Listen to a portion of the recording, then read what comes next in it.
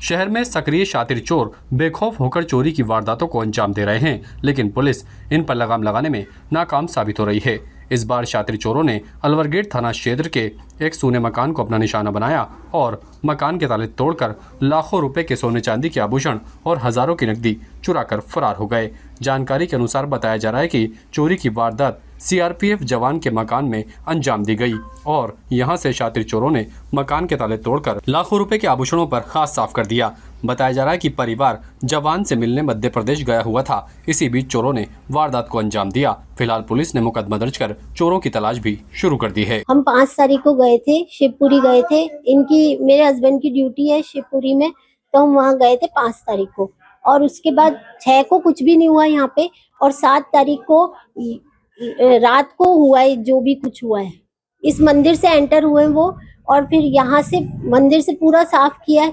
जो भी सामान, ये माता जी का मुकुट लिया, एक छतरी लिया, चांदी की चौकी रखी थी माता जी की, और माता जी की पजेब और बिछिया, लक्ष्मी गणेश जी, मेरी होई अष्टमी की चांदी की माला थी वो भी गई है। और फिर वो मंदिर में ही था चांदी का 2-3 किलो का भरा हुआ पूरा सिक्का, वो डब्बा ले लिया पूरा। और उसके पास ही 2 गुल्लक थी जिसमें 30 से 40 हजार रुपए थे, 2 दिवाली के जोड़े हुए थे हमारे, वो चले गए पूरे। फिर उससे उनको अंदर डबल वाला गेट नहीं खुला, तो उन्होंने गली में से एंटर किया।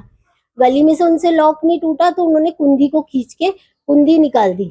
फिर वो मेरे पीछे कमरे में गए हैं। फिर उन्होंने वहां से मेरे गद्दे के नीचे चाबी थी अलमारी की, वो निकाली है। और जो डिब्बा वो लेके गए थे, उन्होंने 1 घंटे तक उसमें से चांदी के सिक्के ढूंढे हैं। 250 से 300, 150, 200 सिक्के थे हमारे, हमको भी अंदाजा नहीं कितने थे।